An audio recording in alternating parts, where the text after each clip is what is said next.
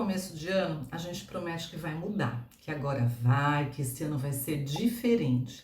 Mas os meses passam e sem perceber, a gente volta para o automático. Será que o problema são as metas ou a forma como a gente faz as metas? Hoje nós vamos falar sobre metas, mas não sobre qualquer tipo de meta. Nós vamos falar sobre metas existenciais.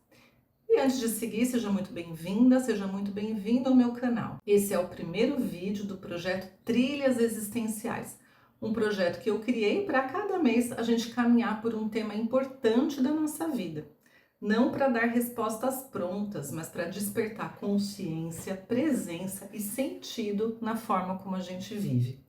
E como janeiro geralmente é o mês que a gente lista metas, objetivos, planos e promessas, eu escolhi começar por aqui, te convidando a olhar para as metas de um jeito diferente. Aqui você vai entender por que as metas são importantes, o que acontece quando a gente vive sem direção, a diferença entre metas de resultado e metas existenciais, como as metas existenciais podem transformar a forma como você vive.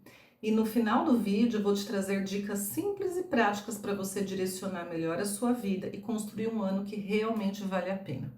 E se isso faz sentido para você, fica comigo aqui até o final. Já aproveita, se inscreve no canal e deixa seu like. Assim você me ajuda para que esse conteúdo chegue a mais pessoas que também queiram viver a vida com mais consciência, presença e sentido.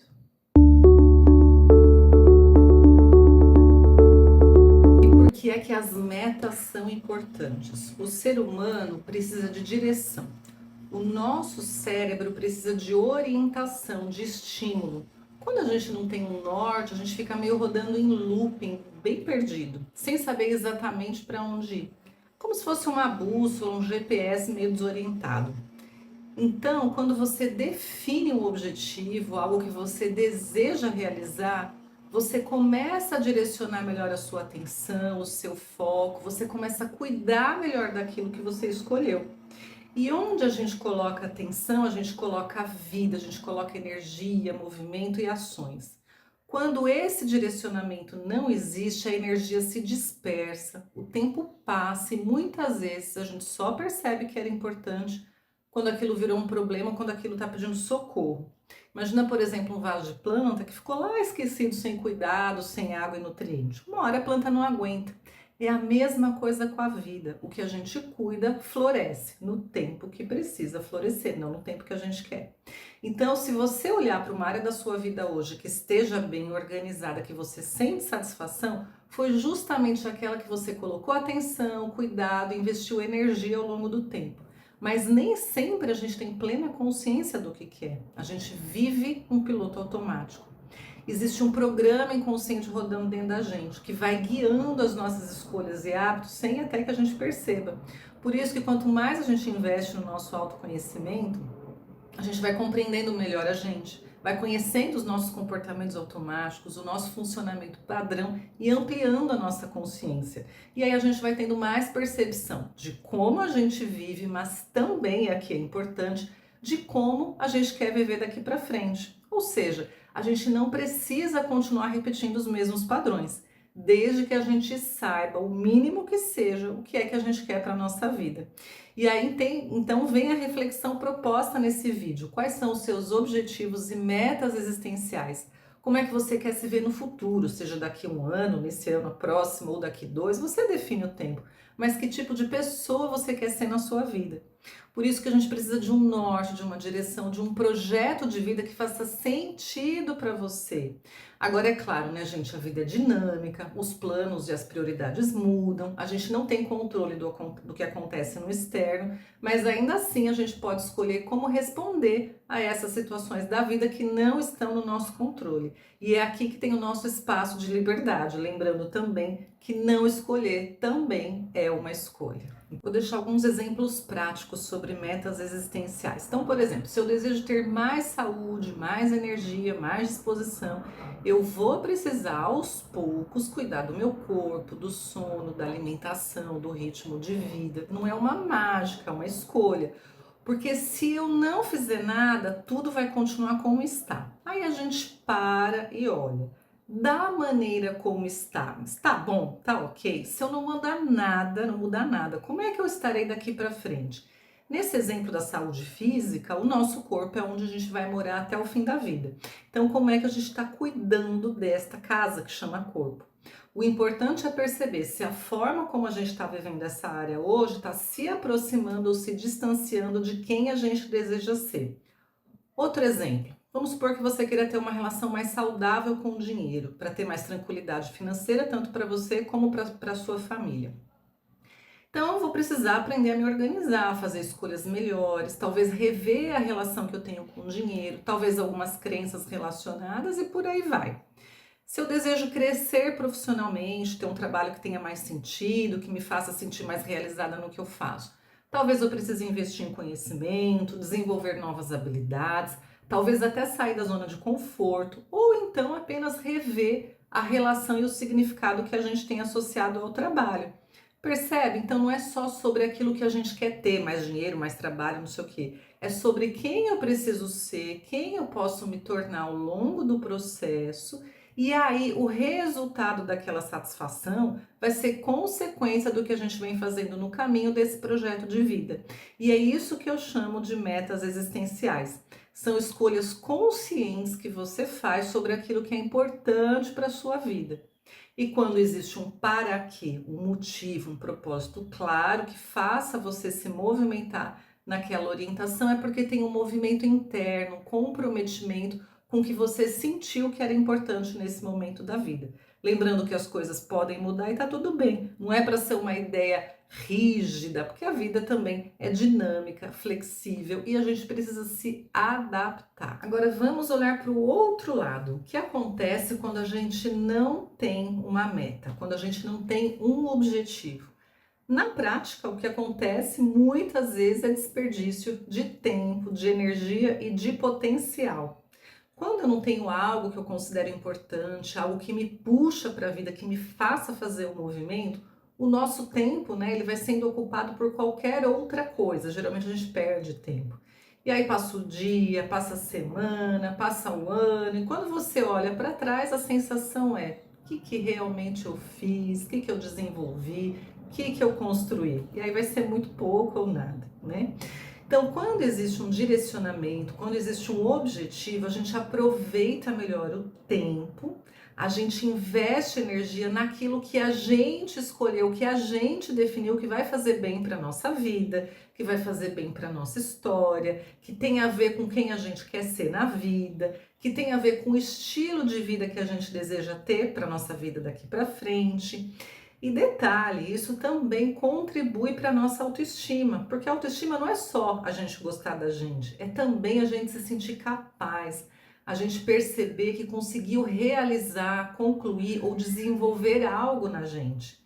Então, nesse processo de se desenvolver naquilo que você deseja ser, você também vai descobrindo potencial e capacidades nesse movimento, nessa ação em direção àquilo que você definiu, que você escolheu como sendo aí a sua meta, o seu objetivo existencial. Agora, qual é o problema de viver só por metas de resultado? Vamos olhar um pouquinho mais de cuidado para isso, né? Essas metas mais quantificáveis, mais numéricas. Então, por exemplo, que são metas baseadas no ter mais alguma coisa, então, e projetando algo no futuro. Então, eu quero ter um carro, uma casa, mais dinheiro, quero ler mais livros, são coisas de quantidade.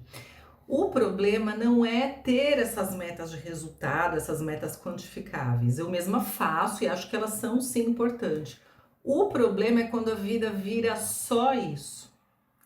E um dos grandes riscos é a frustração. Por quê? Se aquele objetivo não estiver realmente alinhado com você, com a sua identidade, com a sua história, com os seus valores, com aquilo que é essencial para você e aquilo que você quer ser, a chance de você não conseguir realizar é muito grande. E aí vem a frustração, a sensação de incapacidade, de desmotivação. Por quê? Porque a gente não sustenta, a gente não tem estrutura psicológica e existencial para uma meta desconectada da gente. Então, toda vez que a gente coloca uma meta, um objetivo que não tem a ver com a gente despersonaliza, a gente vai vivendo meio que na coisa da massa. Então é importante sim acompanhar o que está acontecendo no mundo, o que as pessoas estão fazendo para a gente se inspirar e também para ver caminhos possíveis. A questão é que isso sirva de inspiração e não de comparação. Olhar para aquilo que o outro faz é legal porque pode despertar algo em você, um desejo que você nem sabia que tinha. Mas a escolha sempre precisa ser coerente com você e com a sua vida. Então, o problema das metas de resultado é quando tudo vira conquista material, quantidade, que daí a vida fica super cheia de coisas, mas vazia por dentro.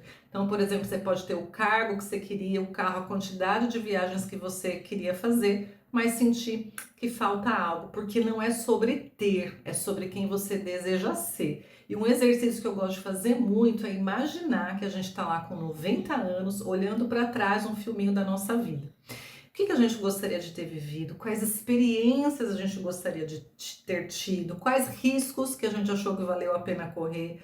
Quais foram as mudanças importantes que a gente fez na nossa vida? No que a gente investiu o nosso tempo e na nossa energia que valeu a pena? Porque assim, se a gente para olhar isso agora, a gente tem muita chance de chegar lá na frente, lá pro finalzinho da vida, olhar para trás e falar, olha, isso valeu a pena, porque eu fiz escolhas conscientes, porque eu direcionei a minha vida para aquilo que eu queria, para aquela minha existência ser significativa e valer, né, ter valido a pena. Então, recapitulando, o que são as metas existenciais e por que elas importam. E é exatamente isso tudo que eu chamo de metas existenciais.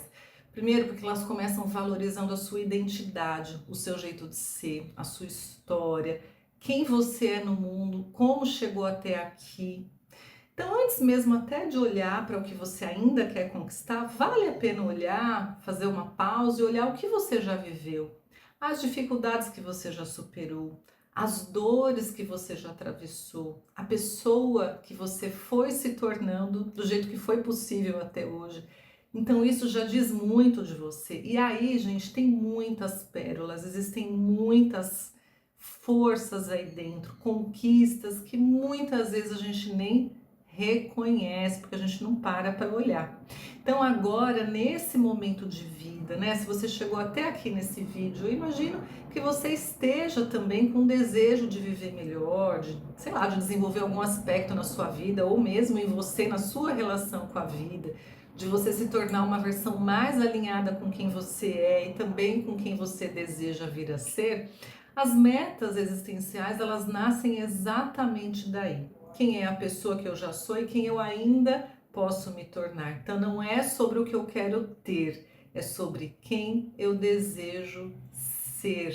Então agora eu quero te deixar dicas simples e práticas para você começar a olhar o seu ano a partir deste olhar das metas existenciais. Então, primeira dica, faz uma pausa. A gente para muito pouco. Faz uma pausa de 5 minutos aí, cronometrada no relógio, em silêncio, respirando, sem distração. Deixa assentar tudo isso que você ouviu até agora. Deixa o seu corpo, a mente, as sensações degustarem essas informações. E deixa esse celular de lado e fica só em contato com você agora, percebendo o seu corpo, percebendo o que vai se movimentando aí dentro de você. Ouvir o teu silêncio. A gente ouve muito barulho de fora e muito pouco a nossa voz de dentro, que é onde a gente vai encontrar as nossas respostas.